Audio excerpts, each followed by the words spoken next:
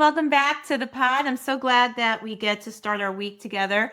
I was reviewing some of my notes from consulting and coaching with staff last week. And one of the things that came up was a conversation with a member of my staff around goal setting. It's that time of year where we're thinking about goals for the new year. And of course, we're in that mode to really think strategically for our company and for how we want to continue to see our productivity increase. And I got into a conversation with her about her own goals. And I want everyone who works with us to know that we are just as excited and committed to seeing their personal growth and development as we are to have them a part of our company's growth and development. Because, listen, at the end of the day, we have to remember we are our greatest asset. We are the vehicle that will help us accomplish the things that we want to do professionally. And we can't overlook how important it is to really focus on our own personal goals. And when I read the One Thing book, that's what comes to mind right now. The One Thing by Gary Keller. The One Thing empowers individuals and organizations to really break down complex, high impact priorities into action, but to align those actions with purpose and achieve extraordinary results in the process. And it's really a framework that can simplify the path to success. And I like to use the tools in the One Thing. I like to talk about that when I am, leading and coaching and consulting, not only our staff, but our agents and other entrepreneurs, because I believe that it really does help you to focus on what truly matters. And that can lead to lasting impact and fulfillment. And so, a question that you'll read about in the One Thing, and again, that is a book by Gary Keller and actually his writing partner, Jay Papasan. There is a focus question in the book, and I want to give it to you right now. It's this: what's the one thing you can do such that by doing it, everything else will be easier or unnecessary? What's the one thing you can do such that by doing it, everything else will be easier or unnecessary? And so when I was having this conversation with a member of my staff last week, and we got really talking a little bit more about her personal goals and her big why, I shared that and wanted to open up that conversation because I know everything changed for me when I started to really align my career and my actions with what I felt was my purpose. And that's what I want to talk to you about today, living with purpose, because I believe that living with purpose is about aligning your daily actions with your core values. And I think that creates a clarity around your vision.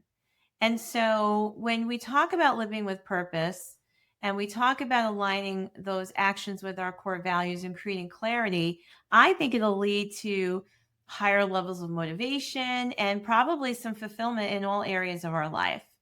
So I want to give you a framework, which is what I left with my staff member the other day, a simple framework that will help you put this into motion. And so the first thing I'm going to share with you are the 3 Ps. Number one is purpose. I think if we take what you know and you do it to produce a result, you're starting to line up with your purpose. And that's the mindset to have, is how to really understand more about living with purpose. And I think if you can take a minute and list out 4 or 5 activities that you're really passionate about, and it could be in any area of your life, it could be work, it could be family, community, hobbies, whatever it is. Just write down 4 or 5 specific activities that you're passionate about in any of those areas. And think about 4 to 5 outcomes that you could get really excited about in any of those areas. And then circle the activity and the outcome that means the most to you. And don't think about it, just do what comes naturally, use your instinct. And then answer this question: what is the one thing that I can do in my life that would mean the most to be in the world, such that by doing it, everything else could be easier and necessary? What is the one thing I could do in my life that would mean the most to be in the world, such that by doing it, everything else would be easier or unnecessary? And I think that the next P becomes priority, because once you identify more of your purpose, your priority should be to focus on the one most important task that will make everything else easier or unnecessary. That's the key, I think, to eliminating distractions and really staying on track. And the third P is productivity. Because once you are clear and you set the priority, now we have to get into motion. So now we figure out what to do and how to do it. And it's really our ability to get the most out of our time and our efforts. And I think that it's understanding what we actually mean by productivity, because being productive means that all these things fall into place. We align our actions with our priorities and our purpose to achieve any goal that we set out to have. So those are the three P's. And in the pursuit of really aligning your values and your purpose and really creating the priorities that lead to being more productive, I think it's also important that we just recognize some things that can get in our way. And we just have to be aware of those common obstacles that could steal our focus or derail our progress. This is again right from the One Thing book, where Jay and Gary talk about the four thieves of productivity. And I want to know if there are any of you out there who can't relate to these four thieves, because I know when I read the book the first time, I really felt like they were talking directly to me. So, number one, the first thief that can show up and get in your way and try to steal your focus is our inability to say no. I can't tell you how many times this comes up in talking with our agents. I think that when you are in a sales or a client driven business, right, we're working with people and really helping people achieve their goals. It can be something that really comes into play for a lot of us, where we want to give and we want to be of service and we want to appear helpful and resourceful, and we give and give. And sometimes that starts to trickle out into other areas of our life. And we find that we learn that we have to say yes to everything. And I'm here to tell you, I'm here to give you some really sage advice, maybe even permission. I'm here to give you permission that it's okay to say no. Because when we say yes to too many things, when we say yes to all the requests, all the commitments, and all the distractions, we really lose ourselves in the process. And we start to see that our boundaries really start to fade away. So if you can prioritize your one thing and learn that it's okay to say no to something that doesn't align with it, I think you'll find that that will put you on a path to having what you say you want. And I know that for a lot of us, it can be hard, it can be challenging. And I think that learning that no is a complete sentence is powerful. And listen, you can be polite and firm at the same time. This is not about feeling, like you're letting anyone down either. I think the first person you owe anything to is yourself. And so you can be polite and you can be clear by saying, I would love to help you, and I need to stay focused on, and you fill in the blank, right? Whatever your priority is. I think that being able to say no will free up time that you didn't even realize you had. And again, like I said, you owe it to yourself to be able to protect your time so that you can stay on track to have more of the things you want. Now, another thief that shows up when it comes to being productive, and again, it can really derail us, is this fear of chaos. So, what do I mean by fear of chaos? And I see this play out for some people too. It's where you have to understand that as you focus on your one thing, other areas of your life or work might start to feel disorganized or even chaotic. So I'm going to normalize that for you, because as you start to create some blinders and you have tunnel vision on this one thing that you're looking to accomplish, something else is going to give, and something else is going to feel a little helter skelter or out of sync, and like I said, a little chaotic. And if you can accept that some chaos is a natural byproduct of focus, I think you'll start to regulate your nervous system a little bit more. And listen, I realize that we do have a lot of obligations and responsibilities. And so we may not be in a position to just let something fall to the wayside, but it's really about understanding what you might be able to defer to either another time or to another person? What could you delegate? What could you reassign that might be not as critical for you to do, but that someone needs to do? And that could be a great solution here. So instead of fearing losing control or fearing the chaos, as I call it, learn to trust that there is someone or something that might be able to help leverage you. And I think leverage often shows up in three ways: people, systems, technology, or tools. So, where can you find some leverage so that you can continue to stay focused on your one thing? The third thief of productivity, if we're looking to really create extraordinary results and build big businesses and live extraordinary lives, then we also have to be aware of our health. And poor health habits can really get in our way.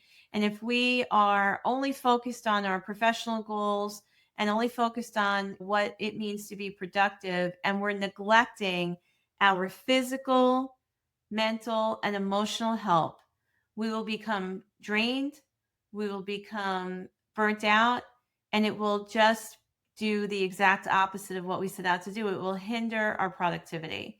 So I think this is so important. We have to be aware of the energy we need, the stamina. And so I think we have to be super mindful of our habits, and we have to build healthy habits that can support the high performance that we want to accomplish. And so some of those healthy habits might be getting enough sleep, regular exercise, which by the way, I'm learning so much about what that means, because I used to think that I had to exercise 4 times a week in the gym for an hour each time. And honestly, 15 solid minutes a day could just be life changing and all that you need to create a really healthy habit. And I think every one of us can find 15 minutes if we choose to. Now, in addition to getting enough sleep and getting that regular exercise, it is about understanding good nutrition, really being mindful of what you're putting in your body, and being mindful of what you're eating, but how you're eating it and what you're thinking about when you're eating it. There's a lot of research around that too. And then finally, managing some stress. Now, it's not about always eliminating stress, because I think we have to get honest with ourselves about that and pretty real. Life has stress, days have stress in them. Some things are going to become challenging, some things are easier. And we just have to, I think, normalize that stress will show up. But it's really about how we respond to it. And so we don't have to allow the stress to build. We don't have to stay stuck in that kind of cycle. And there are some simple things that you can do, like practice mindfulness or meditation, getting that movement in, the exercising. I think it's a lot about how we create awareness to what we're thinking and feeling, and just looking at our own mindset.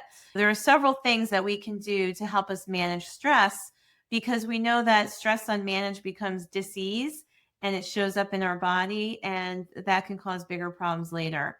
Understanding the value and the benefit of good health is absolutely crucial to support you and all the things that you want to accomplish.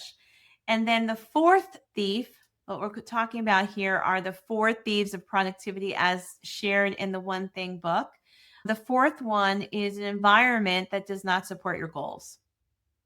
Now, your environment can be your physical space, right? And a lot of things are in your physical space, not just what your room or office looks like, although that's a big part of it, but also the people in your environment.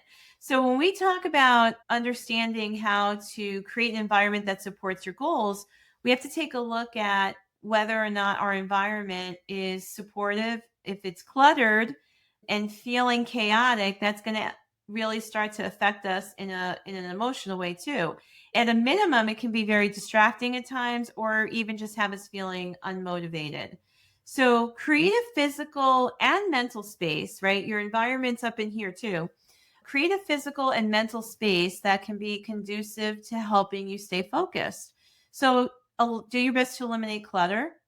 If you do have papers on your desk, which I feel like a lot of us don't have as much paper today as we once did, but if you do, and you can create a filing system or some sort of organizational system, that would be super beneficial to you, and know where everything is when you need it. Even the clutter that shows up in your inbox. If you've got 10,000 messages in your inbox, that's pretty cluttered. And you probably already missed some important information in there. So you might as well go through your inbox and do your best to sort it out, delete it, categorize it, file it. There's a lot of tools, and even AI can help you manage your inbox. So that's one thing that can really make a huge difference in eliminating clutter. And I think also just being able to create a system around reminders.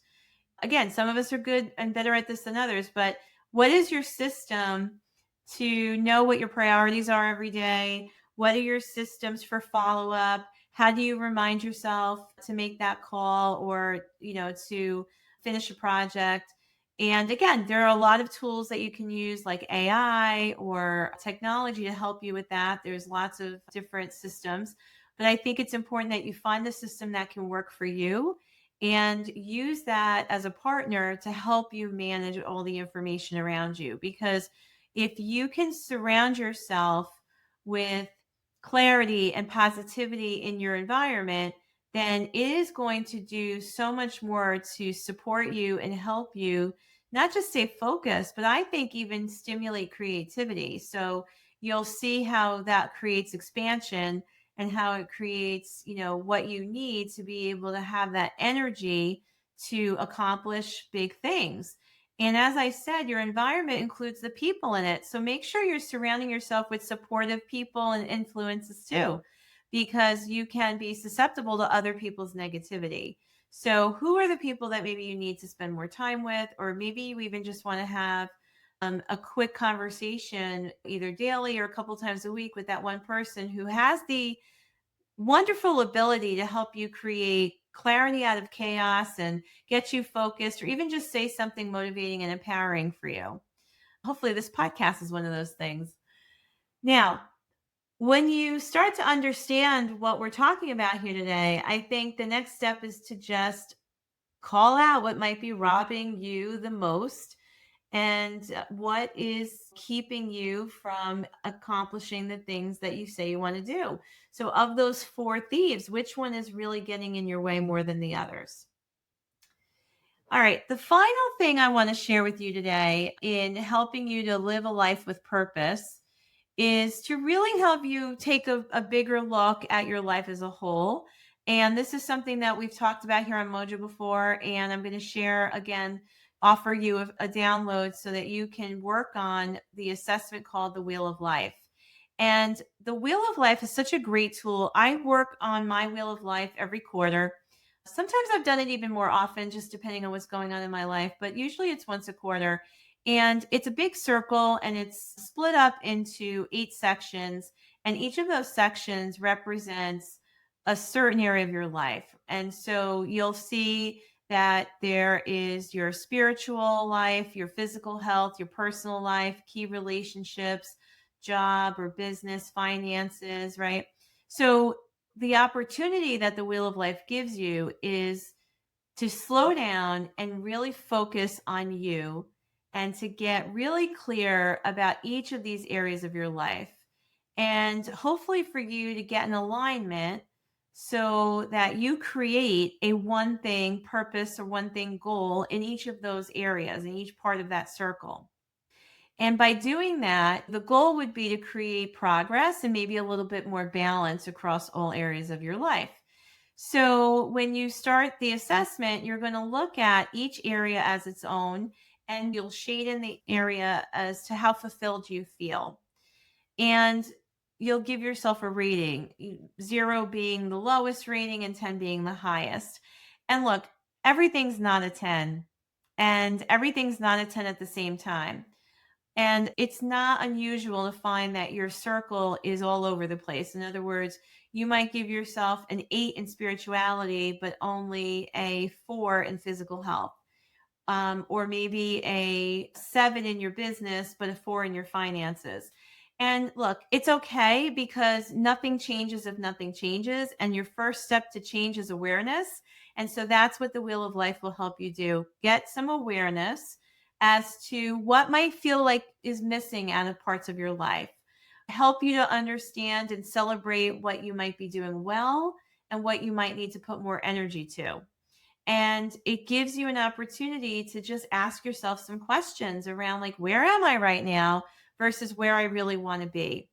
And then you can decide which one of those areas you want to work on first. Because you may not be able to create change in every area of your life all at once. So when I do the Wheel of Life assessment with someone, I do tell people start with one area.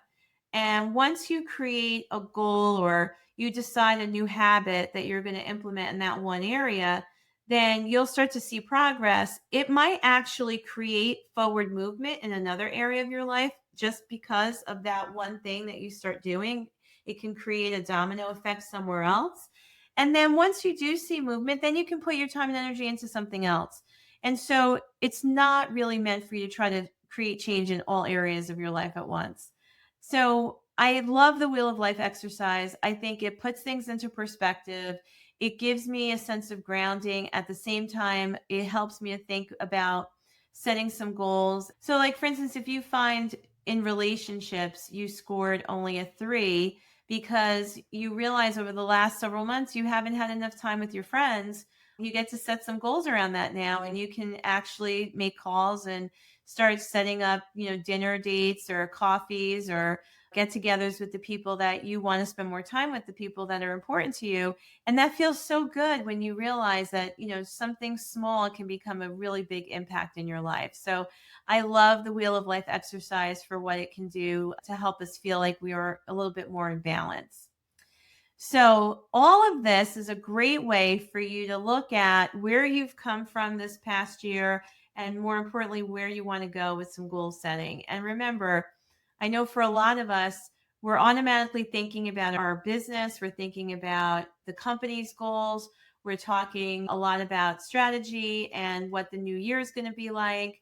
Don't forget to put some time on this for you personally. Don't forget that you are the greatest project you could ever work on. So, goal setting for your personal life is super important. And I hope that this podcast has inspired you to do that. And I want to hear from you. I would love to know how this landed with you.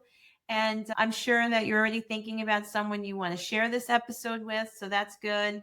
And definitely pay it forward, because I think we could all find ways to connect with different parts of our lives and feel like we can get right back in the driver's seat, right? Because I think as we move through life and we move through all the things that we're working on day to day, sometimes we can lose sight of the fact that all the control is here and all the control is up to us.